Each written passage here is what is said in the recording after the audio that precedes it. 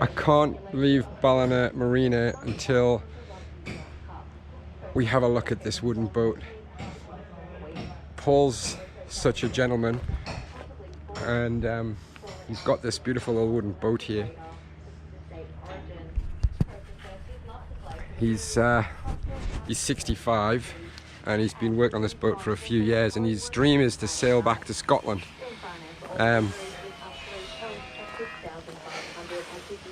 He's doing a great job.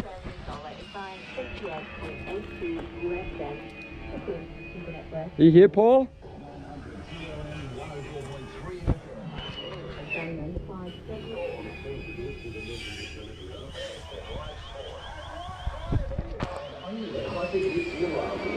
Wow. And I thought I had a lot of work to do, you know, like it kind of puts things in perspective, thinking, oh, I need to put a fridge in, or oh, I need to put on another hank under my head sail. Like, this is a lot of work. Like, it's a beautiful boat. I don't know where he is. He's not going to get it finished if he's not here, is he? But look at this boat. I just wanted to show you guys, like, for me it's an inspiration. You know, being your end of financial year opportunity is now at Mercedes-Benz Gold Coast. End of financial year being 65 and taking on a job like this for 5 years, he's been building it, and then to finish this boat off and then sail it to Scotland is just, you know, inspiring for me. And it's funny to hear some of the other guys are like, oh, he's never going to finish it, whereas I look at this and think,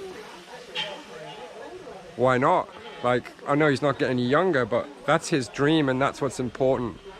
And if you can inspire a few people along the way, you know, as I hope Erin and myself have, then I think you'd sort of die a happy man, really.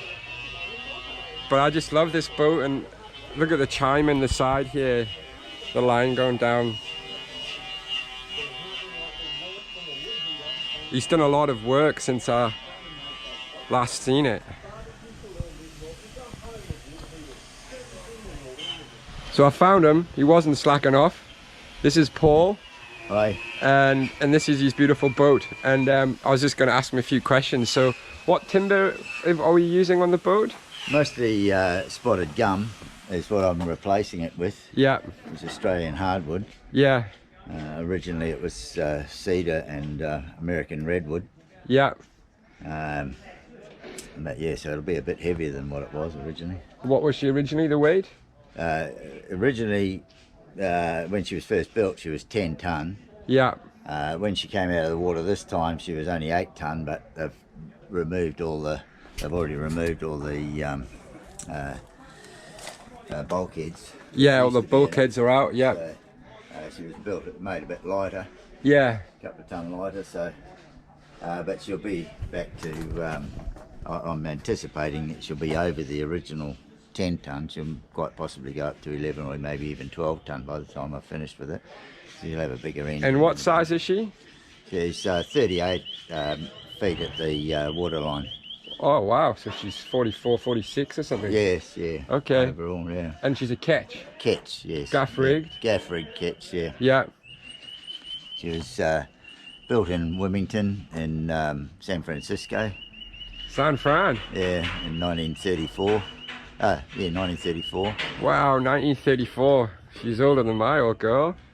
Yeah, she's getting got on. a bit of age to her, yeah. Yeah. And how long have you been working on the boat? 5 years I've been doing it now. Yeah. I've replaced all the ribs, right from the front to the back. Yeah. The whole section in the front here has all been replaced, and the same at the back. All the back's been replaced. Yeah.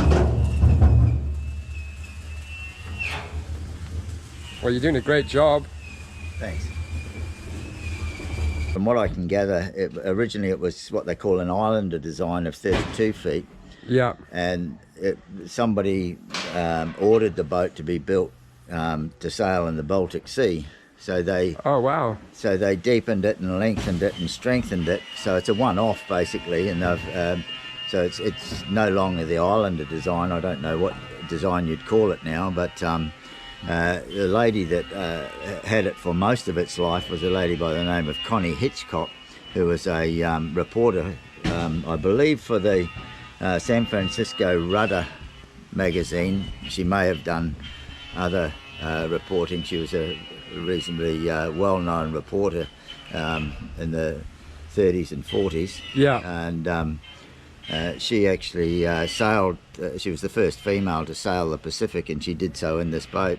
Wow. She loved the boat. She was due to sail again during the Second World War, and they had to physically stop her. The Navy stopped her from leaving harbour because of the Japanese in the Pacific. She was determined to go and sail even during the war, even with Japanese warships out there. Sounds like my kind of girl. Yeah, she was a bit of a character. She wouldn't use the engine. She would only use sails. Wow. She would never resort to the engine. She sailed with a couple of other guys as crew, and as I say, she sailed the Pacific. She did so several times. She was forever going on big sailing trips across the Pacific to all the islands. Back in the mid 30s or early 30s 40s? and 40s, and the last trip she did, I think, may have been into the 50s, because a guy contacted me from America. I can't remember his name offhand.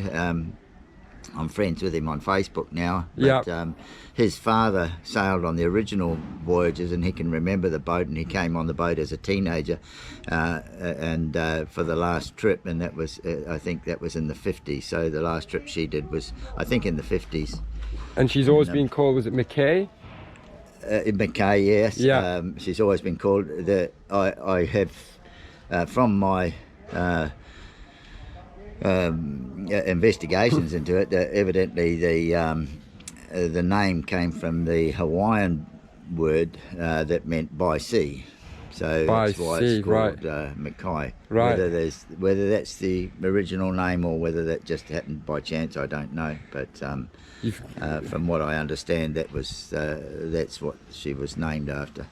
And it looks like you've got a fair bit of lead in the keel here. It's actually cast iron. That was Cast iron. Yeah, it's famously that she was cast on the beach at San Francisco. She was casted on the beach in San Fran. Wow. And this timber, what's this timber you've got on the well, the skeg the here? new timber that you can see there, this is American redwood. This timber here. Yeah. This is all spotted gum. Yeah. And there's a bit of teak at the bottom, and that's teak up the top there. All that's teak. I've replaced all that from here all the way back. Yeah. The whole back end's new. Yeah. All the ribs and everything are all new in it. And how long do you think before you get it finished? Well, the hull is the frame is almost completed, and I think by the end of this year I should have it the hull finished and ready to go back in the water, and it'll just need to I'll need to do the upper deck and the cabin and fit it out, which will probably take another 18 months, I would imagine. Another year or two, yeah. So I'm looking at, I think I'm looking at probably 2.5 to 3 years before she's And then completed. what's the plan after that? Well, my first, well, I'll sail the Australian coastline to get to know the girl and do a bit of local sailing to get to know her first. But my first big trip is it's been a lifelong dream, is to sail to New Zealand. Yeah. As a little boy growing up in New Zealand, I always dreamed of coming to Australia and sailing home. I don't know why I had that dream, but that was I have that same dream, basically, to come to Australia and sailing from Australia back to Newcastle, back to the Toon. So yeah, I don't know why that.